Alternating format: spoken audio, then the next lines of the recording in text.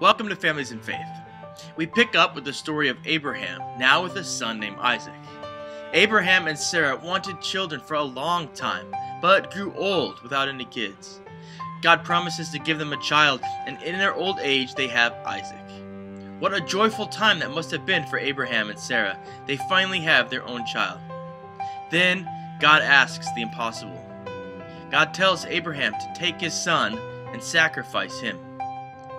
Abraham does not hesitate. Can you imagine? He sets up the altar, and before he sacrifices Isaac, God provides a goat instead. For us, this story reads of incredible faith displayed by Abraham, and a faithful God who provides another way out.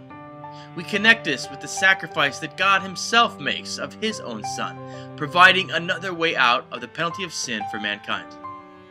The original audience would have received a different message from this story. Remember that Moses gave these stories to the Israelites as they wandered around the desert for 40 years. During that time, there were lots of grumbling about God and his covenant. This story shows how Abraham learned to understand the covenantal relationship with God. God gives his word of promise, but requires complete faithfulness in return. Abraham demonstrated that faithfulness by complying with God's command to sacrifice Isaac. When God saw Abraham's faithfulness, he renewed his vow to make Abraham's descendants into a great nation. Now, this great nation was wandering the wilderness, hearing about God's promised land. This story would demonstrate that God keeps his promises, that the land they see across the Jordan will certainly be theirs as long as they remain faithful to God. This story provides a great opportunity for you and your family to think about what you would have done if you were one of the characters. What do you think Abraham or Sarah felt or thought about God's call to sacrifice Isaac? What would you do if you were Isaac, coming to the realization that you were to be sacrificed? Or how would you feel afterwards?